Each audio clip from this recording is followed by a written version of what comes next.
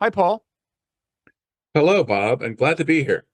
Well, I'm glad to have you. Let me introduce us. I'm Robert Wright, publisher of the Nonzero newsletter. This is the Nonzero podcast. You are Paul Triolo, a partner at the Albright Stonebridge Group, well-known consulting firm in Washington, and you focus on China and technology policy. And I'm really looking forward to this conversation because this month is the 2-year anniversary of the launching of the so-called chip war by the Biden administration against China, which limits China's ability to import advanced microchips, not just from the US, but from other countries, notably microchips involved in AI, and also limits their ability to import the equipment you need to make advanced microchips. This is a very big deal. And you are one of the world's leading experts. And if people doubt me, they can go check out the spring edition of the Journal of American Affairs, where you have a deep dive on this called A New Era for the Chinese Semiconductor Industry. Beijing responds to export controls. You've also you were before this at the Eurasia Group, before that in government. And I gather you are an engineer by training. Is that right? Correct, a double E, and I worked in the Silicon Valley for a number of years in the semiconductor industry. Okay. So you're exactly the person to talk to as we give this policy its 2-year checkup. And I wanted to start by asking, like, what is the strategic logic from the Biden administration's point of view? What were they hoping to accomplish with this policy? That is a great question, and there's a lot to unpack because that justification has sort of evolved over time. I will, by the way, have an update to my paper in February coming out Okay. likely in the November issue of American Affairs Journal because there's so much happening in this space within the course of a year. So I think the strategic justification for what you referred to earlier, the October 2022 and then October 2023 export control packages was was really focused around artificial intelligence, although initially it wasn't clear because a lot of the focus, for example, was on Huawei and its ability to manufacture smartphones in China using advanced semiconductors. And And so, we should say that yeah, part of it goes back to the Trump yeah, administration, 2019, 2020, correct. which Trump administration, first, it seemed like they were focusing on Huawei's building part of the 5G Right. infrastructure, which they objected to and which wound up not happening. And then they kind of muscled Huawei off of the Android platform, which saddened me greatly. I had the last Huawei phone that was able to download apps from the Google store. Great phone. They knew how to Great make fun. phones. But so anyway, so you're saying, and I hadn't realized that the Biden administration also had Huawei kind of somewhat particularly in mind. You're saying? Well, yes, it's an interesting sort of path how we got here. Because yes, for a long time in the late 20, the late teens, 2018, 2019, 2020, 5G was sort of the issue, the strategic issue, and the dominance of Chinese companies on 5G. And Huawei, of course, was that key player. But then as we got into the Biden administration, the overall sort of U.S.-China tech competition became, morphed a little bit more into a focus on the sort of technologies of the future, including artificial intelligence. And Huawei is, as it turned out, is in the mix there also. Mm-hmm. And so but the really, I think the real, if you want a sort of a nutshell of what's driving this, and this wasn't the case in 2018 and 2019. As we got into the Biden administration, there was growing concern about potential conflict with China, particularly over Taiwan. And so what happened in that 2020, 2021 timeframe was the gradual sort of assumption that the US and China were headed towards conflict.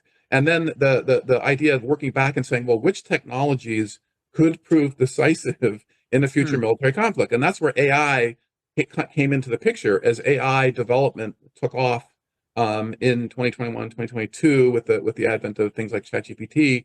And so the sort of a justification for controlling these technologies that you mentioned earlier, the GPUs going into China, and then the tools to make things like advanced GPUs, really became focused on the ability and slowing the ability or restricting the ability of China to develop advanced AI capabilities. And that and that justification has also evolved too. But I think it was earlier this year, Secretary Raimondo at the Commerce Department, for the first time since October of 2022, which she hadn't said before this, did say that the goal of the controls was to prevent China from training frontier AI models.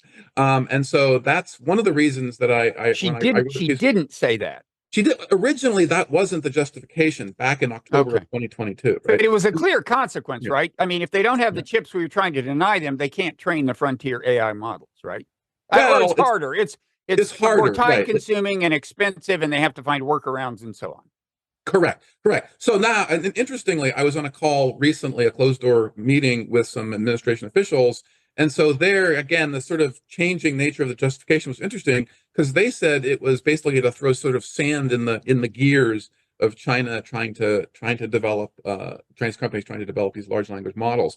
But interestingly, there was another view, which was basically that, which I hadn't heard before, which was that most of the leading AI labs in the world now, for example, are working to develop virtual software engineers that can also be used to develop large language models. So instead of having, say, 100 software engineers developing a new model, you can have millions. And once you get to that point, then the progress in developing more advanced AI capabilities. Wait, you have millions of human software engineers?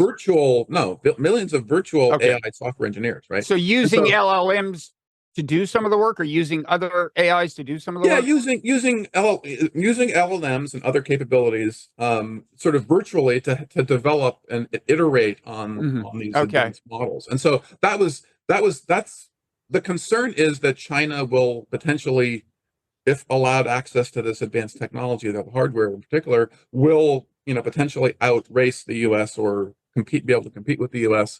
for these things like artificial general intelligence or artificial superintelligence, which, again, the supposition is that this will be decisive economically and potentially in military context, which we can discuss. But I sort of, it's a weird thing because previously export controls were used to target companies where there was a clear sort of past sin, if you will, developing nuclear weapons or attempting to develop nuclear weapons. Which is really was sort of the underlying basis of the whole export control system. And now we're using the export control system to prevent China from getting to some capability that is still uncertain as to how effective that capability will be or when it will be developed. So that's one of the sort of underlying challenges here. So this is interesting because, I mean, there's an array of possible rationales for doing this. At one end is the thing you just referred to, the idea like, there's this artificial general intelligence threshold.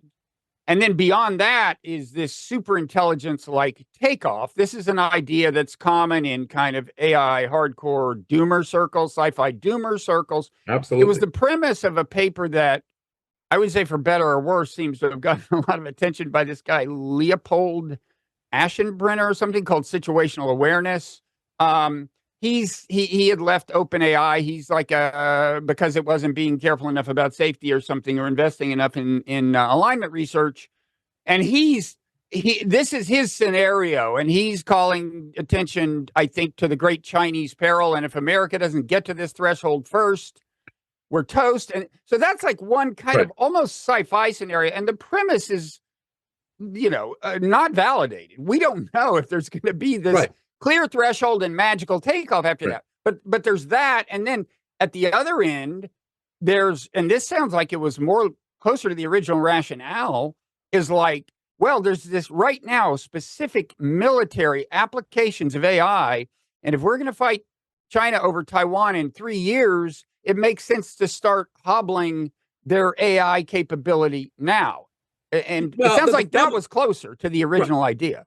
But the only problem with that is that it's not clear now. And we did a study on this for a big AI developer a couple of years ago. How are militaries like the U.S. military using AI? And it's not clear to me that within 3 years, any military in the world is going to be using AI decisively in ways that make a difference in, for example, a Taiwan Strait conflict. Swarms of drones you hear, you can do some advanced targeting, but that's already sort of happening. And it's not clear that, that China already has whatever, AI capabilities they have now. So it's not clear that there is a sort of sudden point where AI, and particularly generative AI and large language models, become decisive in a military context. But So that that's kind of concern was central to the original thinking about this and by the way, you've called it the Sullivan Doctrine, I think. Can we infer that Jake Sullivan, National Security Advisor, was a big part of this? Yes. Okay.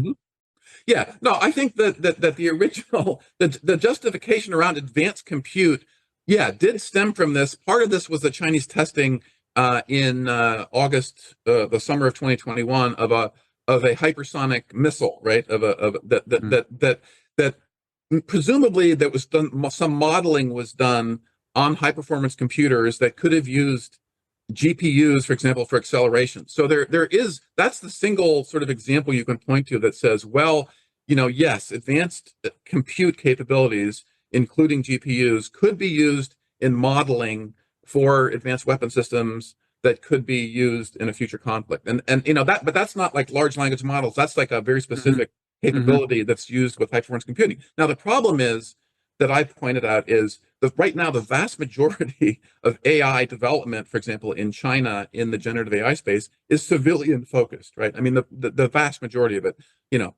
things like medical diagnoses using, advanced imaging capabilities, materials development, climate change modeling, all these things are civilian. So the issue, if you're going to single out advanced compute as a problem, and training large language models as a problem, you're capturing in a way you didn't with weapons of mass destruction, where you were targeting very specific materials that were only relevant to weapons of mass destruction. Here, you're targeting a huge swath of the technology domain, and China then sees this very much as not, they don't buy the national security argument. They're saying this is economic containment essentially, and you're suppressing Chinese companies because this is again, the vast majority of the resources and effort in China are private sector companies like Alibaba, Tencent, Baidu that are investing in this technology, and they're not associated with the Chinese military industrial complex, right? In ways that other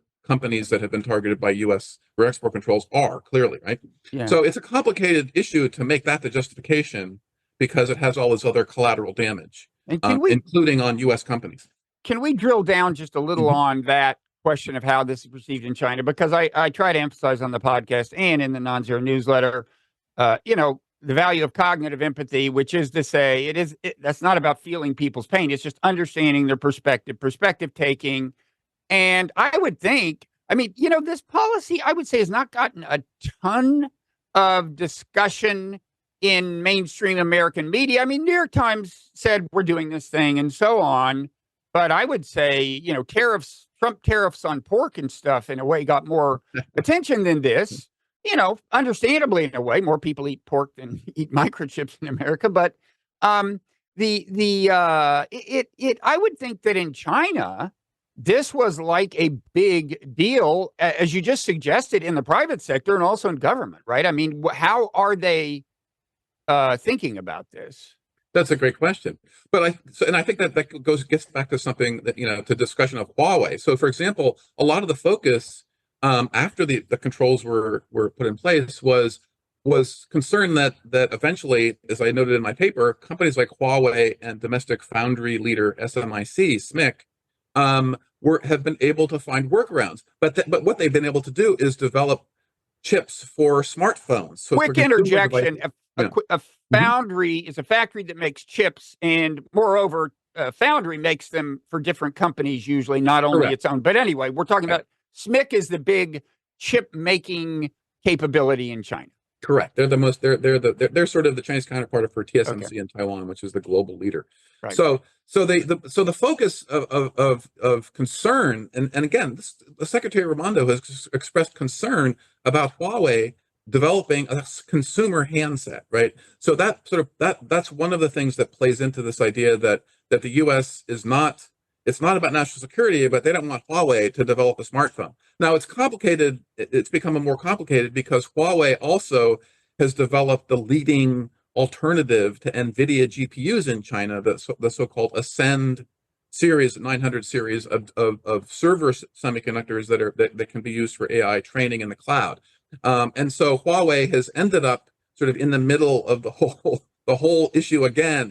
Forget about 5G, but now they're at the center of China developing AI. So the company is interestingly, there's a lot of concern in China because now they're becoming so dominant in a number of different areas, including still in telecommunications equipment, but in mobile operating systems with Harmony OS, which replaced your Android system that you used to like. So actually this month Huawei's new version of Harmony is not backward compatible with Android, and that's causing some concern among developers in China too, right?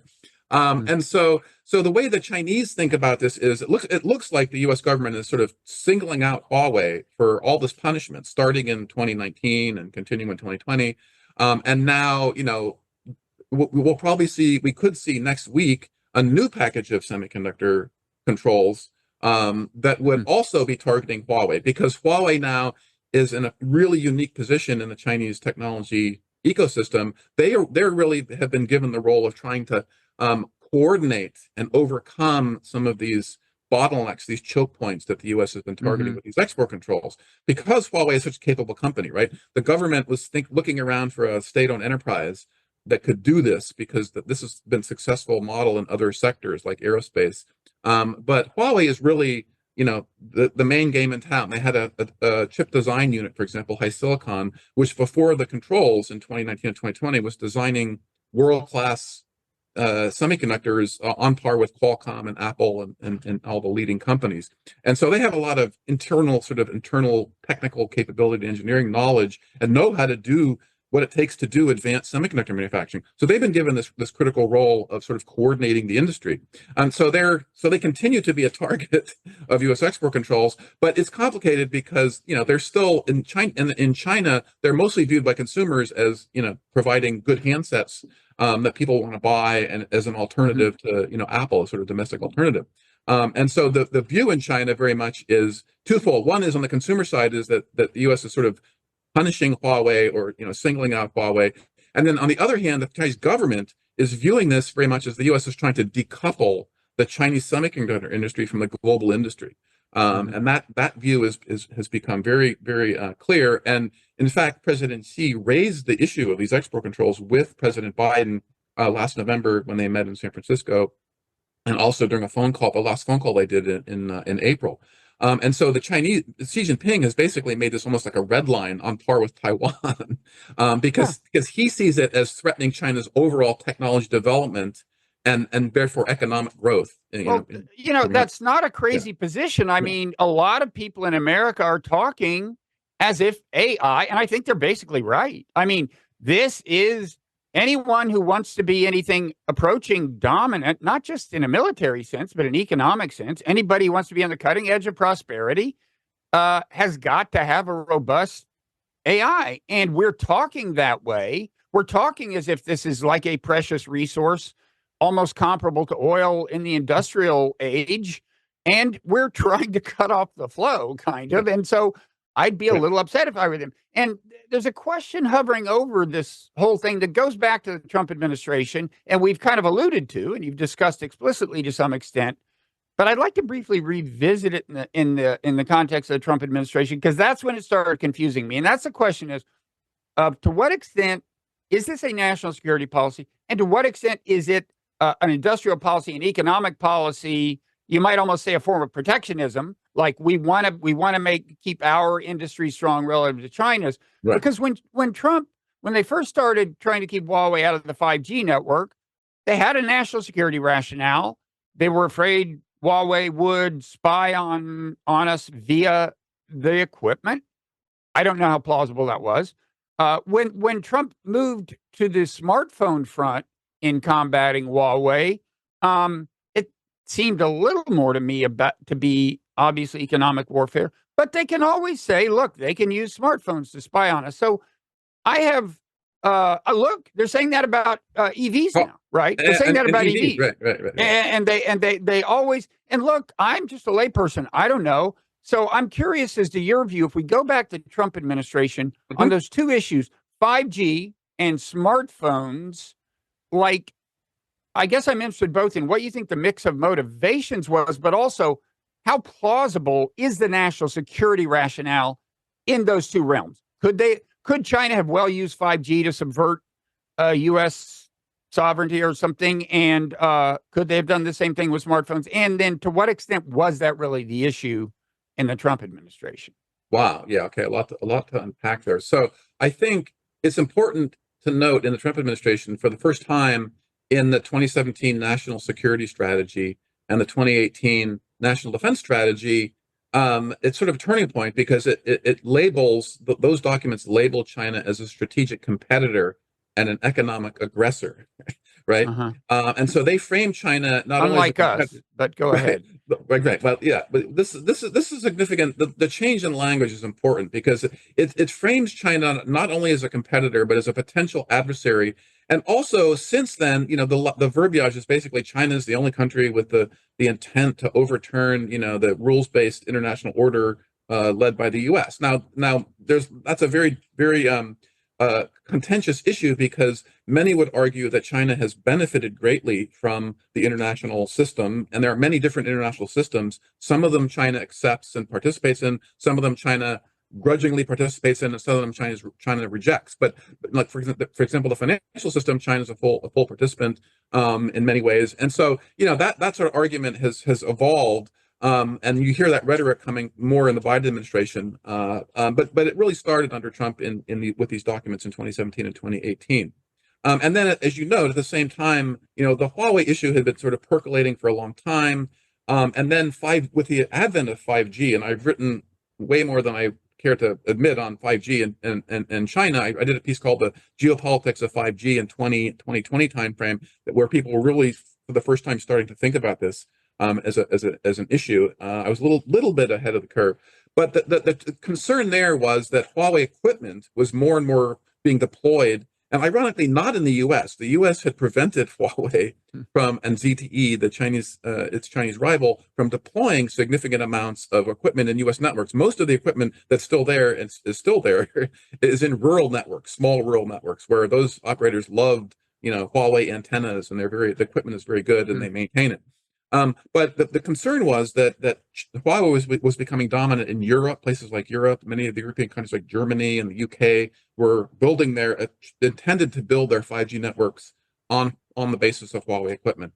And so that was the concern, was that, and again, the concern is complicated. The concern is twofold. One, as you noted, it's about the potential for that equipment to be used under orders from Beijing to surveil users on the equipment. Although, if you notice, the vast majority of Chinese cyber operations, for example, are carried out in the cloud, well above the equipment level, and that's been happening for the last decade. And usually, where you go as a cyber operator is to the cloud. You don't go to individual pieces of equipment.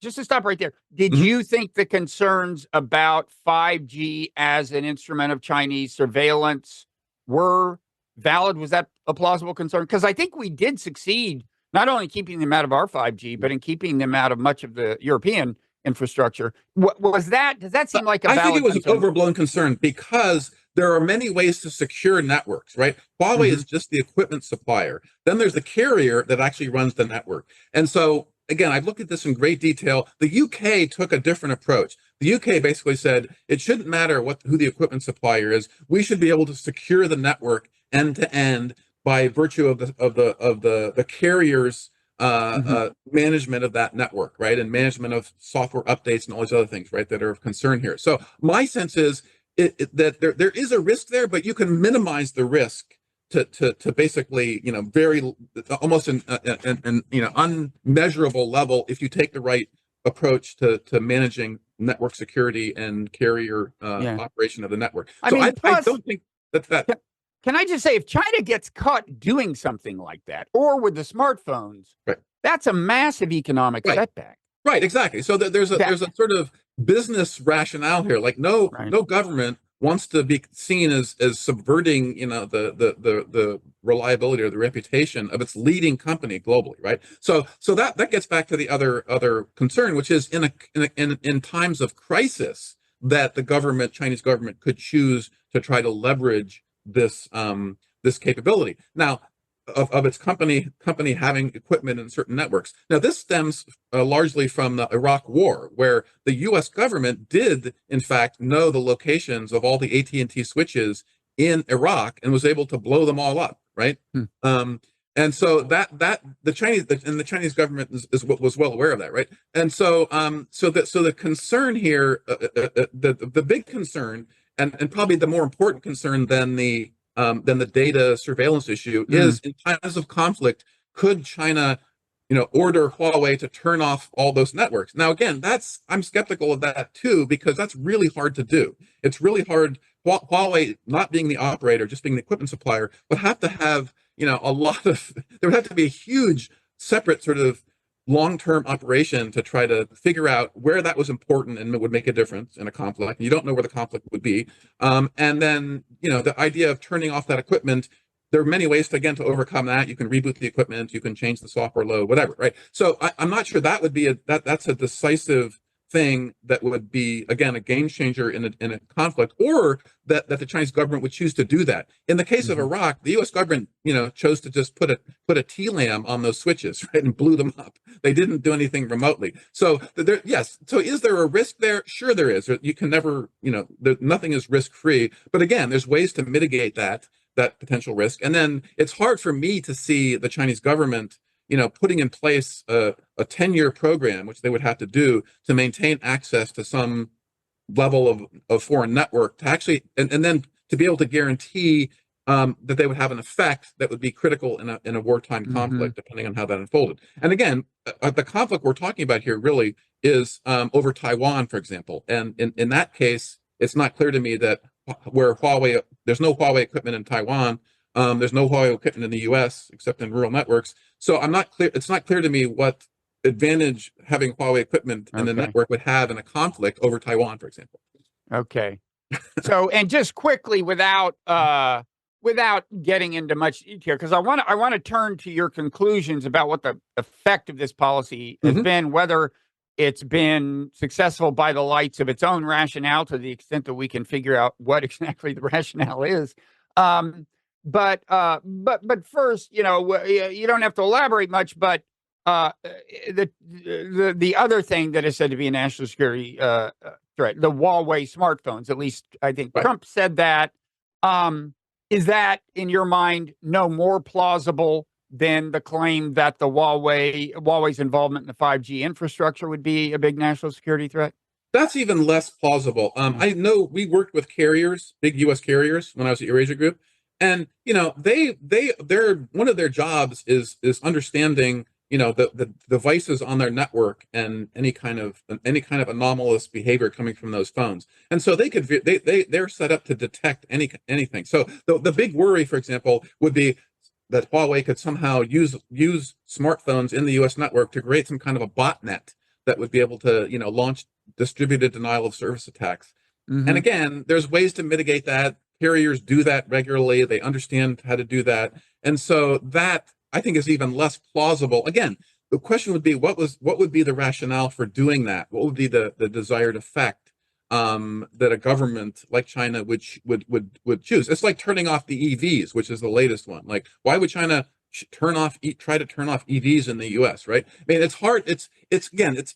There's fear and there's risk and there's and anything that's connected to the network. But the question is, under what circumstances would that be used, and why would it be used, and what effect would a country trying to be trying to gain from that? And again, as you pointed out, like, that would be sort of a one-time thing, right? Once you did that, then everybody would nobody buys their EVs ever again for eternity. Right. So it's an extreme. The conditions for that to make sense at all would have to be pretty extreme, right? And then the question would be, are there other things that would be more important than doing that?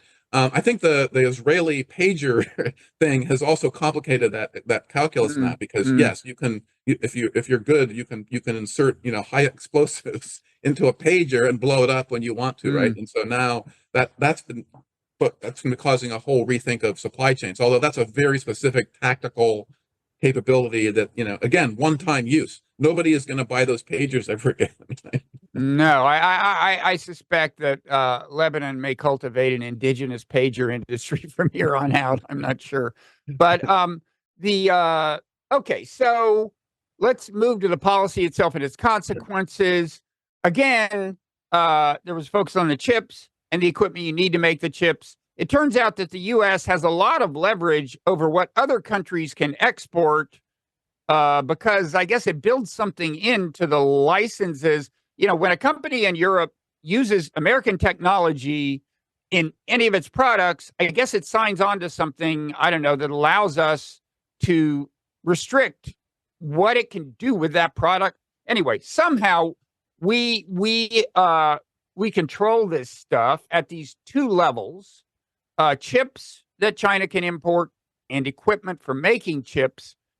And there are thresholds on how advanced a chip has to be. What would you kind of add for kind of a layperson to help them understand just the contours of the policy itself?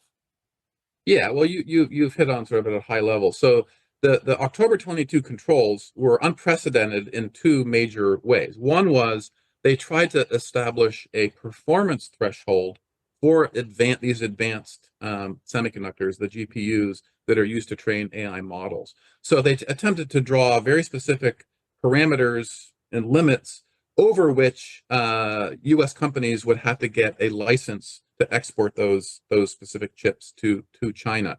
And in this case, it was complicated. It was GPU to GPU transfer rate, and then it turned out that these are complicated systems, and there are ways to connect these GPUs in other ways. So in October 2023, they came up with another performance threshold that couldn't be breached, which had more to do with the density of computing power within a particular area of a chip, and that ended up capturing other semiconductors. And interestingly, NVIDIA, which is the global leader in these chips, they had looked at that threshold and said, okay, well, we'll design a chip for China just below that threshold. And so they've done that now 3 times because of the changing performance thresholds. And again, that's sort of one of these unintended collateral impacts. NVIDIA has a huge market in China, had a huge market in China. It was one of their biggest markets globally, because Chinese companies were buying a lot of GPUs. And so now we've sort of, undermined NVIDIA's business model in China. And NVIDIA is an American company, right? For people who don't know. It's a $3 trillion market cap American company, leading company. And its CEO Jensen Huang, was a Taiwan background, and he has a very complicated geopolitical challenge because he has a big development effort in China over the years and a lot of clients in China. And then he also he works with all those chips are manufactured on Taiwan. So getting into a complicated geopolitical thing, which we need to touch on about Taiwan, because Taiwan is so central to the manufacturing of these chips.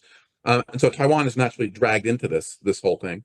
And then, as you note, if we look at sort of, so the chips thing is sort of a separate issue because that dynamic is complicated. It involves Taiwan on the manufacturing side, and it's really about sort of the threshold performance of the most advanced chips. And there, arguably, yes, the U.S. policy has been successful in the sense that Chinese companies have had to figure out all kinds of workarounds to try to get access to those chips.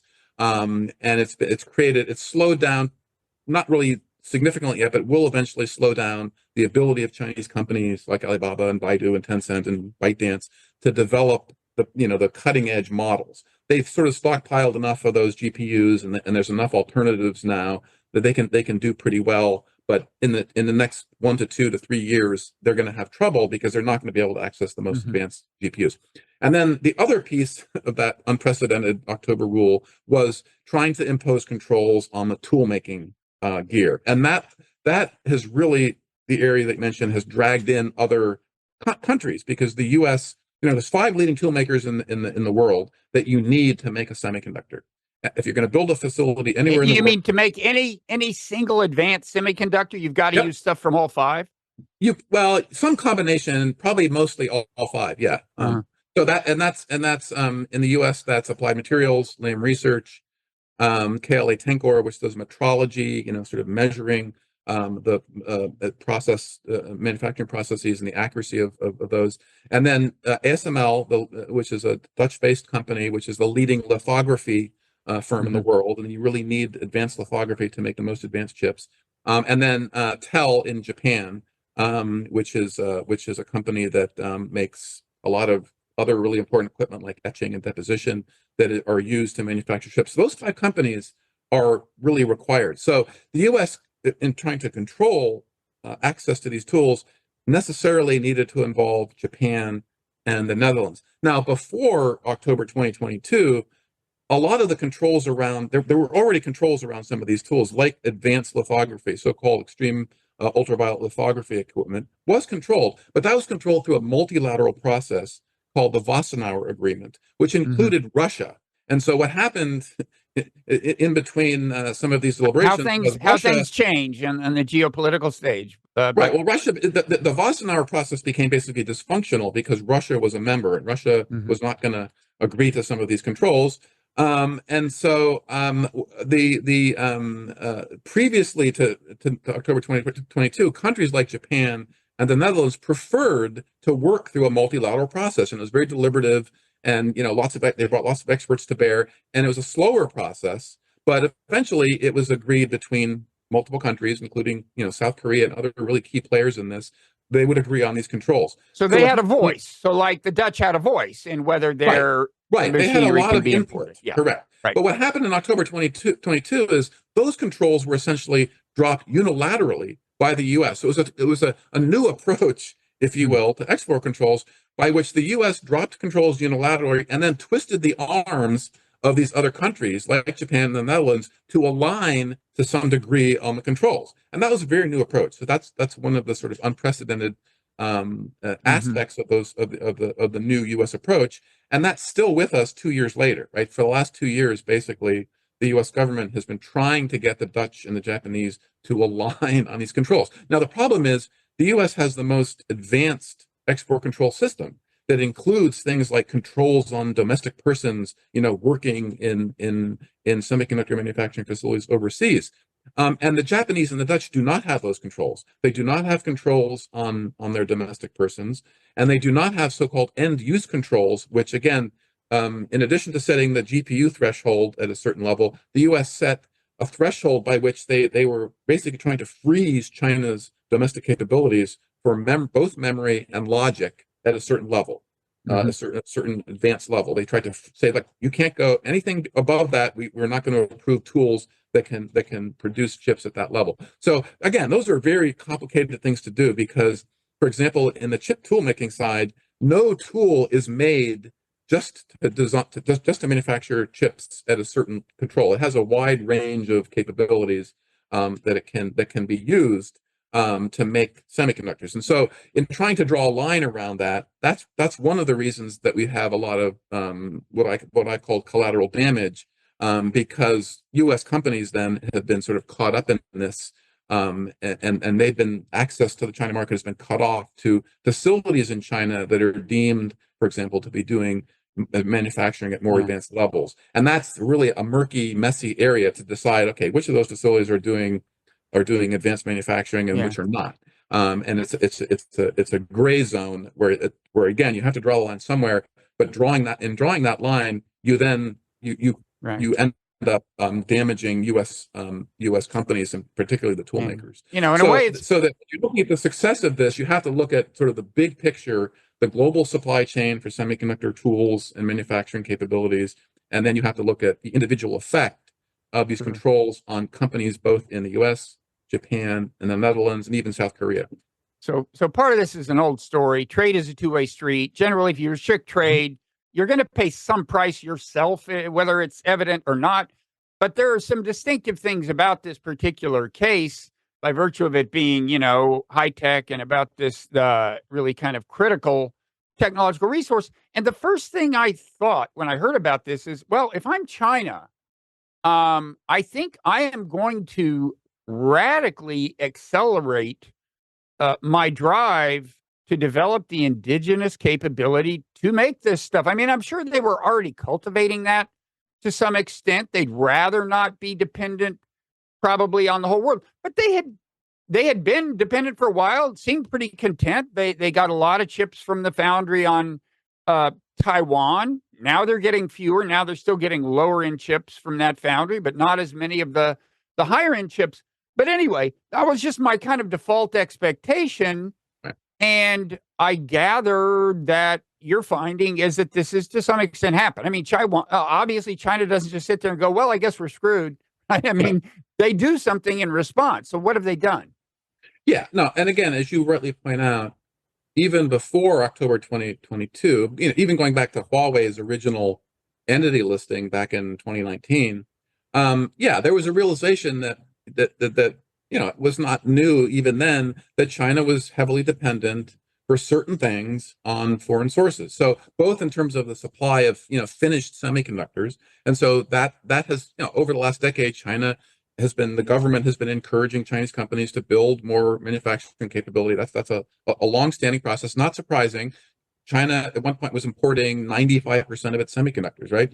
And so no country wants to be that dependent. The question is sort of what the natural dependence is. We'll never know, because as U.S. has imposed these export controls, it has complicated the picture, right?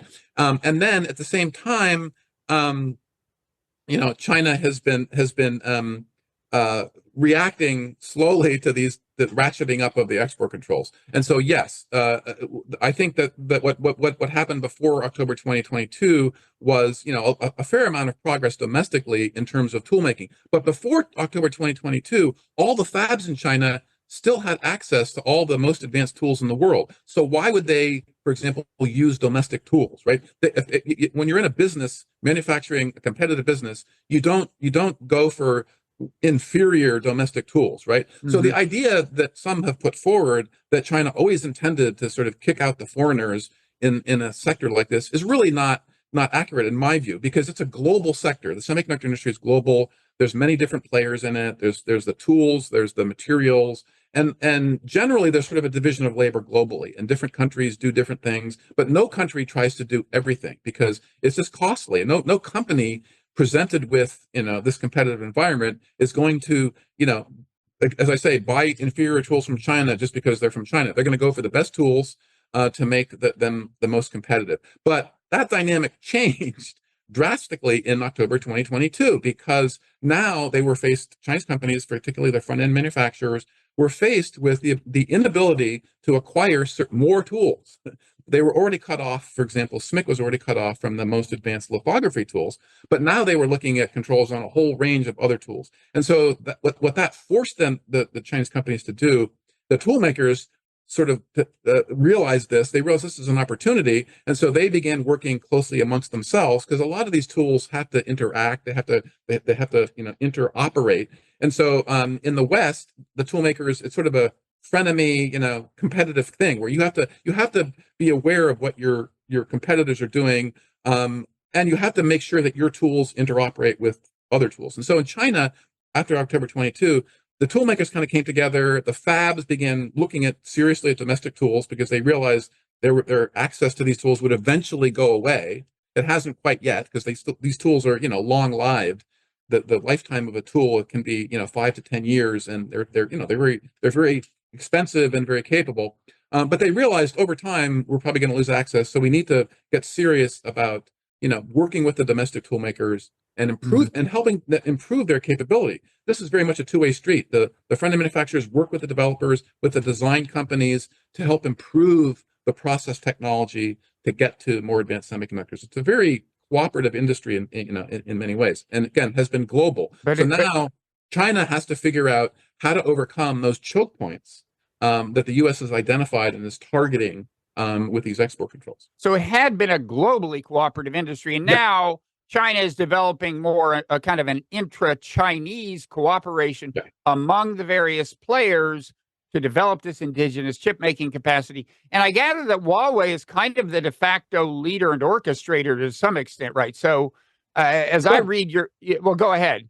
No, you're exactly right. And in the paper, I try to talk about the different approaches that the Chinese government, for example, has taken to this complicated industry. So initially, back in the 1990s, there was an attempt by the government to actually run advanced manufacturing facilities, and that proved to be not very optimal. Again, partly because it's a global industry, very competitive, and governments aren't ideally suited to running, things and iterating advanced technology of the type required to build advanced semiconductors.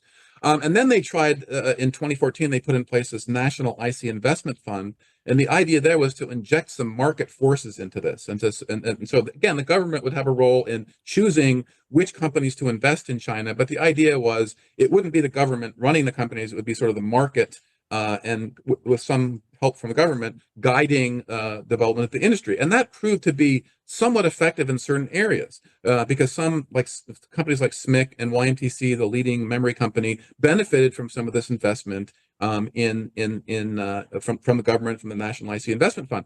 But the problem was there was a lot of corruption in that fund, and it didn't really. They failed, for example, to invest heavily in tool making. And so when October 2022 came, they realized, wow, this model that we've tried to do to develop the domestic industry and improve its capability has not really delivered the goods in the way we would like. But of course, they hadn't expected, I think, when they first started the process, that the U.S. would try to essentially sever the Chinese industry from the global industry, right? Nobody thought about that in 2014, right? Nobody was thinking that was going to happen. And so naturally, they didn't invest everywhere because they didn't need to, right? But then in 2022, they realized, okay, now we need a new way to figure out how to deal with this industry. And so that's where Huawei came in, because Huawei, again, had been developing design capabilities, for example, at the cutting edge. They didn't develop their own manufacturing capability, for example. And that's interesting because companies like Samsung, I think they probably thought we should have probably realized belatedly that they should have been more like Samsung. Samsung is a amazing conglomerate which does the design, does the manufacturing of both memory and logic, right? They're big players in that. And then they have their own device manufacturing side that uses their semiconductors. So they're a unique combination of an IDM. And now Huawei is showing gains along this dimension, right? I mean, they're starting to unveil kind of surprisingly impressive chips, I gather. And is that to some extent a consequence of October 2022, the fact that they have done this fast, in your view? I mean, I don't know which exact chips we're talking about, but just there's a I can tell you. Yeah.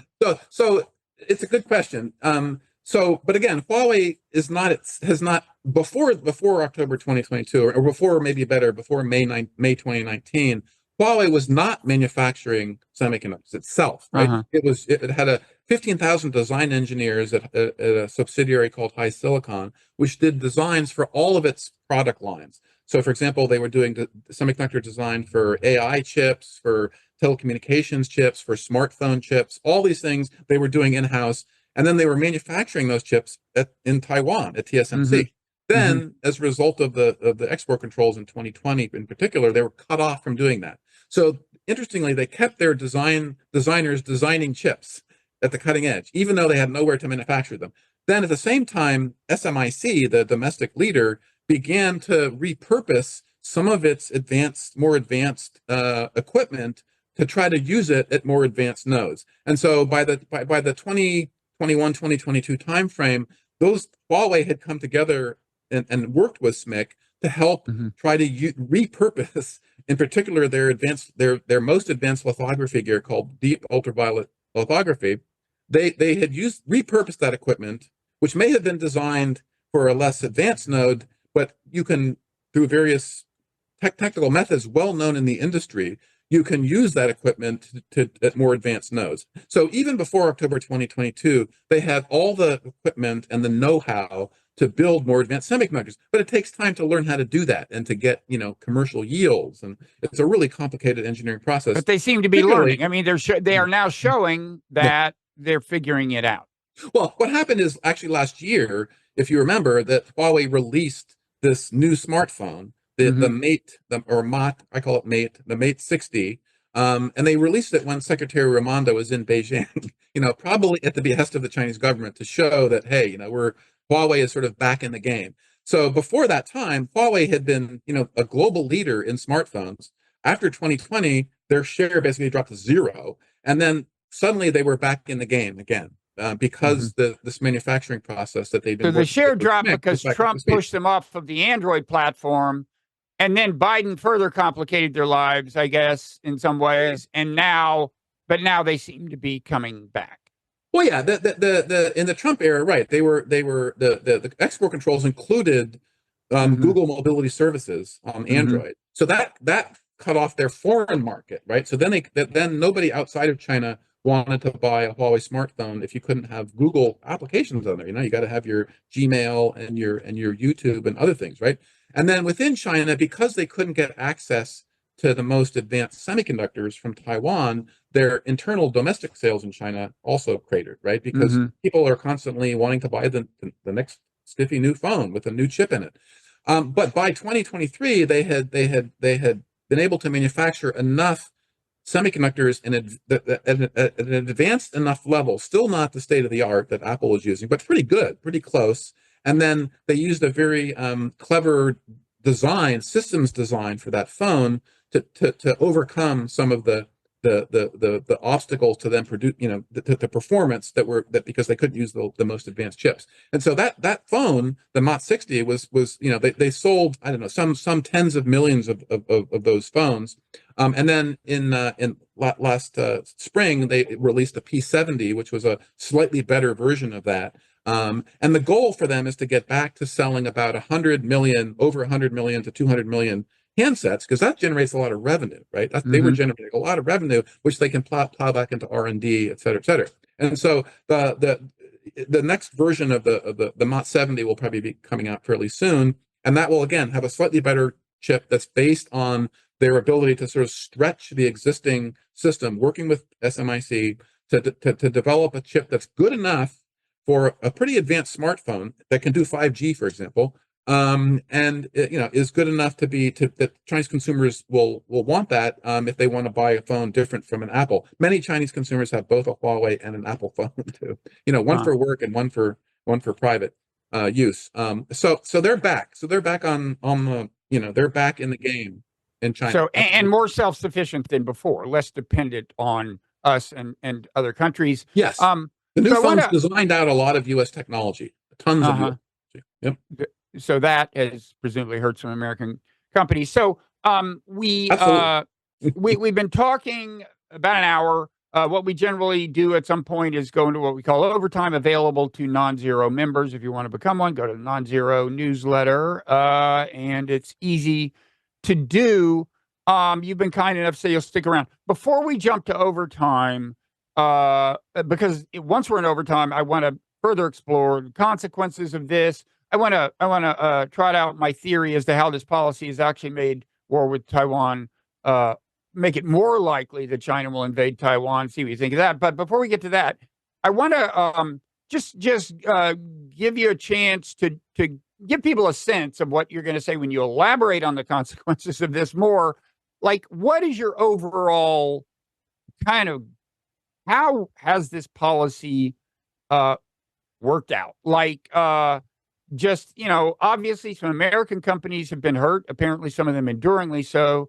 China is going to be more self-sufficient going forward. I assume there are things that the administration would nonetheless point to say it's been a success. What's your kind of overall, top line summary?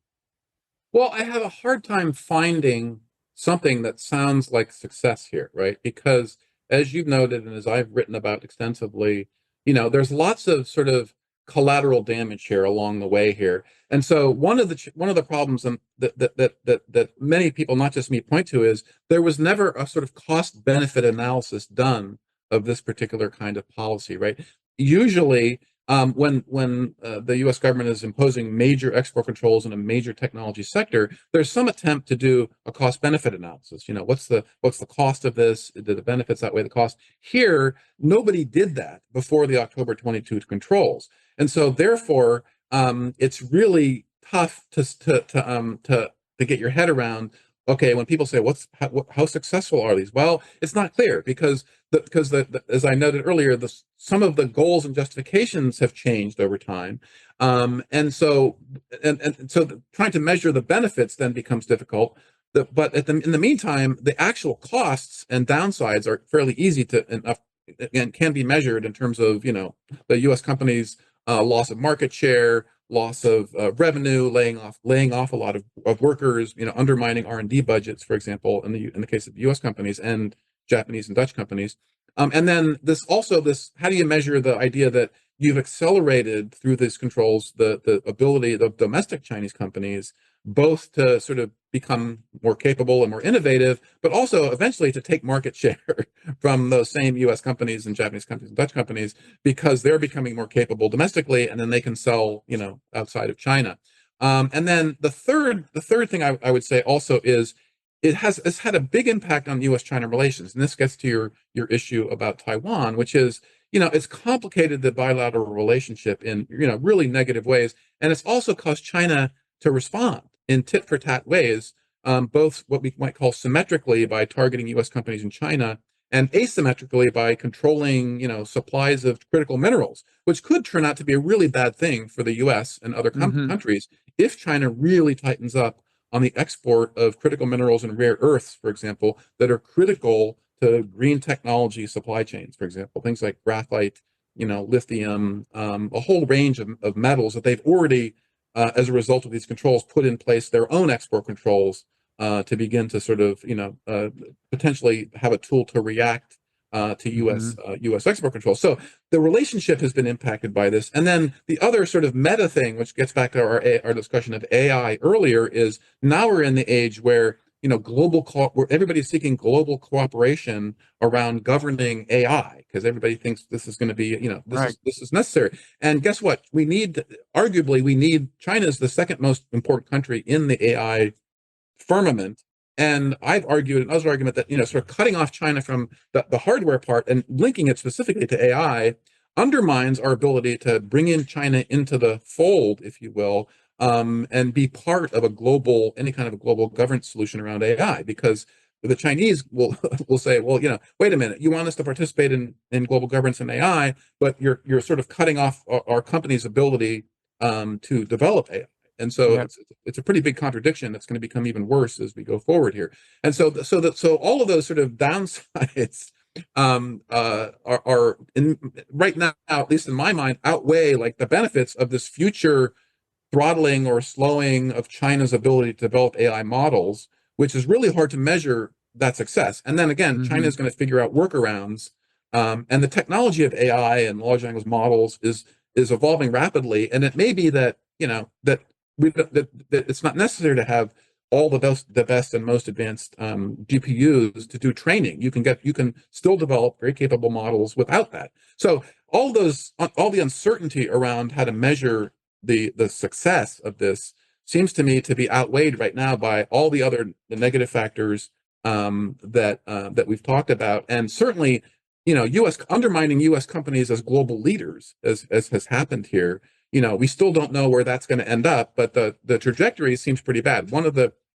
A recent letter to Secretary Raimondo from senators from California talked about U.S. companies being in a death spiral as a result of this. And what they mean by that is, basically those end use controls that were put in place in October imply essentially the decoupling of the tool making sectors between the two countries over time. Yeah. It's a slow motion sort of train wreck, but eventually there's going to be decoupling, and it's not clear what will replace, for example, the China market for those tool makers. The U.S. CHIPS Act is important, but the U.S. CHIPS Act, for example, doesn't provide any funding for tool makers. And so taking out a huge market, and again, China is by far the biggest market here, just as Huawei was one of the biggest players and customers for chips used for smartphones. Taking that out without having a clear sense of what would replace that, calls into question the business models of leading U.S. companies, over the next 3 to 5 years. And that's something you can look at and do an analysis of, and assess that's clear collateral damage versus this sort of, okay, maybe we've slowed China down a little bit. We don't know how much. We don't know whether it's going to work and be sustainable over the next 3 to 5 years. But we do know that basically U.S. companies' leadership is going to be undermined. Okay. Well, even before you use the phrase death spiral, after you had listed a certain number of these negative consequences of the policy, I was reminded of the famous line, "Other than that, Mrs. Lincoln, how did you like to play?" So, I'm sure there are some upsides that somebody could list, but that's a long list of downsides. So, okay, so we're going to go into overtime again. If you go to if you Google Nonzero and Substack, you can become a paid subscriber to the newsletter and support conversations like this and our content in the newsletter. Generally, by the way, I posted a piece on Sam Altman there not long ago that people may want to check out in any event. And once you're a member, you can just set up a podcast feed that always has these overtime segments. So it's shockingly convenient. And Paul, I want to thank you for agreeing to stick around for this. We're gonna explore this in more depth. And again, people should check out they should just Google you and check out whatever you're doing. But certainly that piece in American Affairs, A New Era for Chinese Semiconductor Industry, and the update to that will come in February, we think. So November. In November. November. Okay. Yeah, So people should already start staying up at night awaiting that. All right. Anything else you wanna plug before we go into overtime? No, I would just say that there's a lot of good people writing on these topics, and I think that. And you're a prolific Twitter guy. What's your Twitter handle? Oh, the Twitter handle, I'm at PST Asia Tech. Is Okay. my Twitter handle. Yeah. Okay. All right. So without further ado, we are going into overtime.